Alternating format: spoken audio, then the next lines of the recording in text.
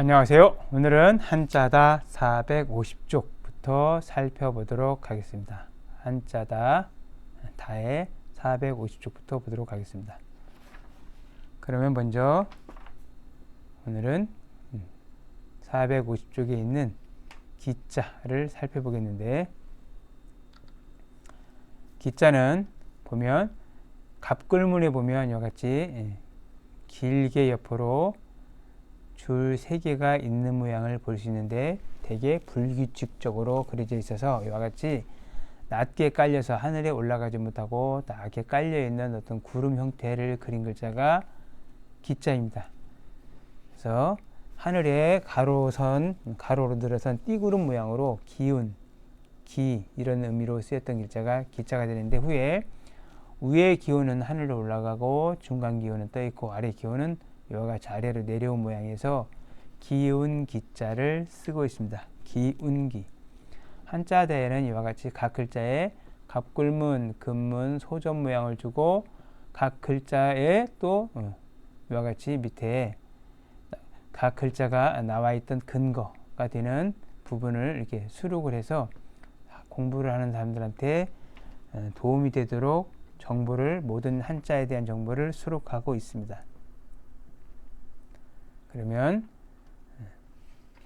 다음에 기자를 만나는 한자들을 살펴보도록 하겠습니다.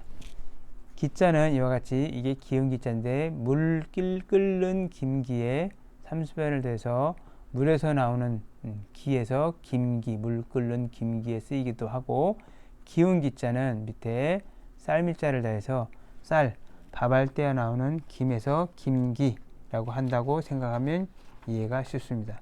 김기, 수증기, 솥에서 나오는 밥알 때 솥에서 나오는 수증기, 기타 붉은 글씨들은 1800자를 넘는 글자인데, 별기운, 날씨기, 성내일개 등의 글자 등이 있습니다.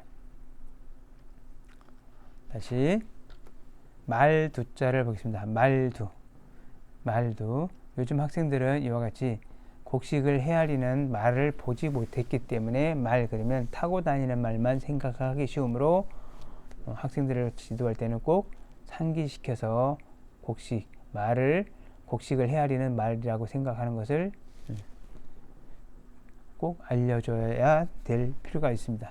이 말은 우리가 시골에서 보았던 이렇게 둥근 말이 아니고, 이와 같이 둥근 말이 아니고 자루가 있는 중국식 말인데, 이와 같이 자루가 있고 밑에가 자루가 있고 네모가 있고 자루가 있어서, 이거는 물 같은 젖은 곡식이나 아니면 물 같은 걸 물을 퍼내기도 하고 곡식을 퍼서 담기도 했던 자루가 있는 말에서 말두가 됩니다. 그래서 밑에도 지금도 보면 자루가 있고 자루 부분이 있고 밑에 위에가 입 벌린 모양이 있는데, 위에 입 벌린 모양이 이와 같이 변했는데, 이와 같이 알려주는 것보다는 이와 같이 자루에 어떤 물건이 들어있는 모양에서 물건과 말이라고 설명하면 쉽게 이해가 되는 글자가 두자입니다.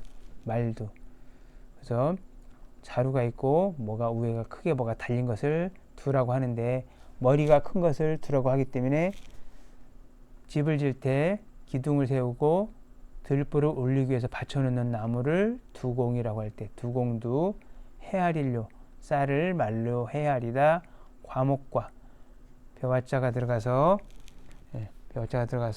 곡식의 종류나 등급을 말로 헤아려 놓다, 따로따로 담아 놓다, 과목별로 따로따로 해놓는 것을 과라고 해서 과목과 등의 글자 등에 쓰이고 있습니다. 그 다음에 쌀미자를 살펴보도록 하겠습니다. 쌀미자는 이와 같이 줄기에 나달이 달려있는 모양에서 쌀미, 곡식이라는 의미로 쓰였고, 제일 비슷한 글자가 이와 같이 짐승, 발이 갈라진 모양, 짐승 발자국 모양이 이와 같이 있었는데, 이것은 옛 갑글문자이고, 그래서 쌀미자와 너무 흡사해서 짐승 발자국 문자는 지금은 이와 같이 위에 삐침을 더해서 쓰고, 쌀미자는 지금 이와 같이 쓰이고 있습니다. 금문까지는 한일자가 가운데 있고 위에 점, 아래 점 이렇게 해서 쌀미자를 뜻했다가 소전에 오면서 열십자와 점 4개가 붙은 글자 모양으로 변해가 버렸습니다. 쌀미. 이렇게 어지럽게 이렇게 깔려 있으면 쌀은 구분하기 어려워서 미혹할미, 수수께끼미, 미혹한 말을 한다. 잘 알아듣기 어려운 말을 한다 해서 수수께끼미 등에 쓰이고 있습니다. 다음에 움킬국자를 보면 쌀미자가 분명히 안에 있고 밖에 감싸다 쌀포자가 있어서 쌀을 움켜쥐고 있는 모양을 나타내는 글자가 움킬국자입니다. 국자를 만나는 글자는 국화국, 쌀을 움켜쥐는 것처럼 하얗게 양손으로 감쌀 수 있는 국화꽃을 뜻하고 국문할 국자, 가죽이 있어서 가죽으로 가죽 격자를 붙여놔서 가죽으로 만든 둥글게 만든 원래는 공 모양이 있는데 죄인을 공 모양처럼 묶어놓고 국문하던 데서 국문할국. 국문은 임금님이 친히 죄를 진상을 캐는 것을 국문이라고 합니다. 국문할국. 다음에는 뼈골자를 살펴보도록 하겠습니다. 뼈골자는 뼈 모양을 그대로 그리고 있는데 위에 뼈가 있게 이와 같이 있고 밑에 고기 덩어리가 달라붙어 있어서 아직까지는 뼈에 고기가 달라붙어 있어서 미끌미끌한 뼈를 골이라고 합니다. 뼈골. 근데 여기에서 이 뼈골에서 이 고기 부분을 없애면 이와 같은 모양이 되는데 이거는 살 발라낼 과라고 하고 그 살 발라낼 과에 비어있는 부분에 이 글자를 집어넣으면 이 삐뚤어질 괴라고도 하는 글자입니다. 그래서 이 삐뚤어질 괴나 살 발라낼 과는 원래는 같은 글자라고 보시면 되겠습니다.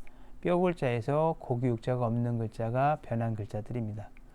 그래서 아무튼 뼈에 고기가 남아있는 뼈 모습이 뼈골자이기 때문에 아직 고기가 남아있어서 기름기가 있어서 삼수변을 더해서 미끄럽다, 미끄러질 활, 익살스러울 골 이와 같이 쓰고 교활할 활, 아주 매끌매끌 교활하다 라는 뜻으로 쓰지만 사람 이름 설자가 이와 같이 있는 글자가 있는데 이 글자는 사람 이름 설자는 원래 벌레 모양입니다.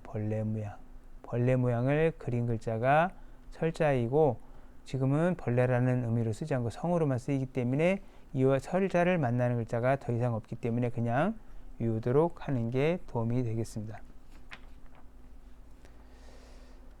다음에는 뼈글자와 연결된 글자를 더 살펴보면 살 발라낼과 아까도 설명한 것처럼 뼈글자에서